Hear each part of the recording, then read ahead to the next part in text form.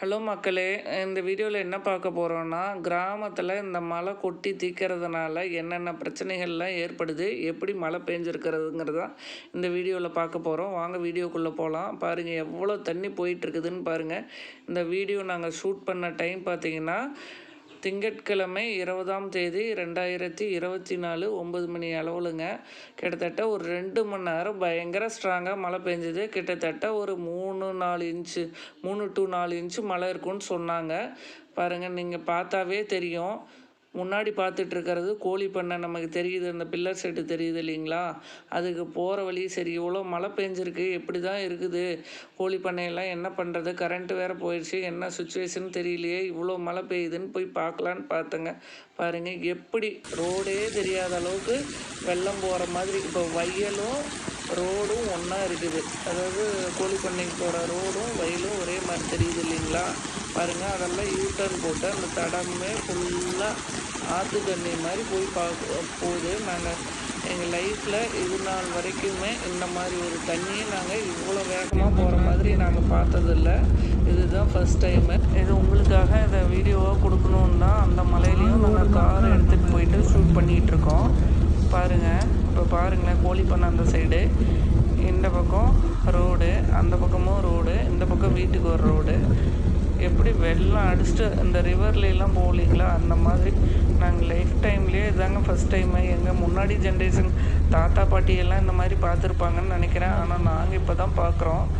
ஆனால் இதனால் எவ்வளோ பிரச்சனை தெரியுங்களா? கோழி பண்ணைகள்லாம் வந்து காலையில் ஃபீடு வந்து போட முடியாது. ஏன்னா மிஷின் ஆன் எவ்வளோ மழை பெஞ்சிட்ருக்கும்போது நம்ம போய் டைரெக்டாக மிஷின் தான் ஆன் பண்ண முடியாது. என்னென்னு செக் பண்ணிவிட்டு தான் மோட்டர் போட்டு எல்லாத்துக்கும் ஃபீடிங்லாம் கொடுக்கணும்.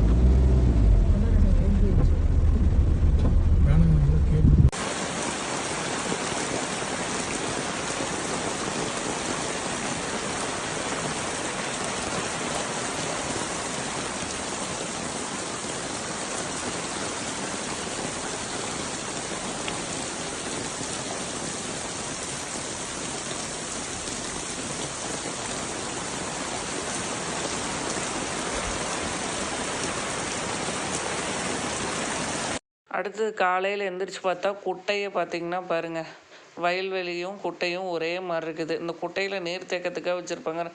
அந்த பக்கம் கோழி பண்ணை, இந்த பக்கம் விவசாய நிலம், குட்டை, இது எல்லாமே நம்பிடுச்சுங்க. இதுதான் அப்படின்னா அடுத்த பிரச்சனை பார்த்திங்கன்னா, வீட்டுக்கு வர தடம். இது தோட்டம்னா எல்லா பக்கமும் தடம் இருக்குங்க, மண் தடம். பாருங்கள் எல்லாம் இடிஞ்சு அந்த கல் கட்டியிருக்காங்க தடத்து ஓரம். அதெல்லாமே பிடுங்கிட்டு கீழே விழுந்துருச்சு. கொஞ்சம் காரெல்லாம் போகிறதெல்லாம் கஷ்டம்தான். நைட்டே காரில் போக முடியாத திரும்பி வந்துட்டோம் எல்லா இடத்துக்குமே. தோட்டத்தை சுற்றி பார்க்க முடில. அடுத்தது பார்த்திங்கன்னா இன்னொரு ஃபார்ம் இருக்குது.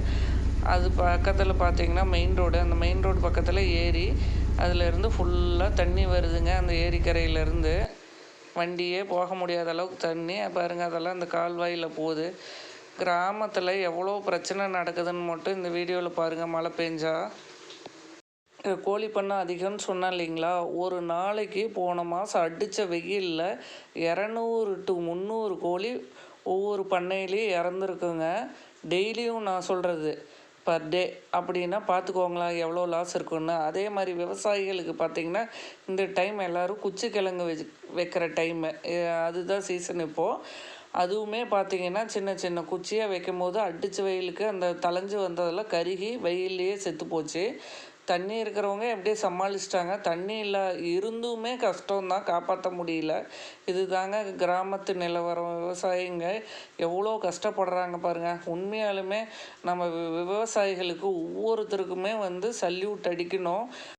இது வந்து ஒயிட் கலர் ஜாப் மாதிரியெல்லாம் கிடையாதுங்க. 24 மணி நேரமும் இந்த விவசாயம் செய்வர்களும் விவசாயம் சார்ந்த தொழிலை செய்வர்களும் இயற்கையோடு ஒன்றி போய்கிட்டே தான் இருக்கணும். 24/7 அவங்க ஒர்க் பண்ணியே தீரணும்.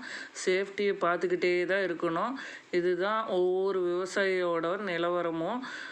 பாருங்கள் எவ்வளோ கஷ்டங்கள் மட்டும் நீங்கள் தெரிஞ்சுக்கோங்க. நம்ம விவசாயிகண்டா எவ்வளோ ஒரு மதிப்போடு மரியாதையோடு நடத்தணும்னு தெரிஞ்சுக்கோங்க இந்த வீடியோ மூலமாக. இது எல்லாமே காலநிலை மாற்றத்தால் ஏற்படுற பிரச்சனை தாங்க. நாம் அதுக்கு என்ன சேஃப்டி மெஷர் எடுக்கணுமோ அதை பண்ணணும். அடுத்தது பார்த்திங்கன்னா கிராமத்துலேயே இந்த மாதிரினா இன்னும் டவுனில் சிட்டிஸ்லலாம் என்ன மாதிரி பிரச்சனைகள் ஏற்படும்னு பார்த்துக்கோங்க. நம்ம அதனால் நிறைய மரங்கள் வளர்த்து முடிஞ்ச வரைக்கும் இயற்கையோடு இயங்கி வாழ்வதே நமக்கு நல்லதுன்னு நினைக்கிறேன். என்ன சொல்ல வரீங்கன்றதை கமெண்ட்டில் சொல்லுங்கள். இந்த வீடியோ எல்லாத்துக்கும் முடிஞ்ச வரைக்கும் ஷேர் பண்ணுங்கள். விவசாயிகளை போற்றுவோம், வணங்குவோம். Until then, it's bye bye from PK Square. Thank you.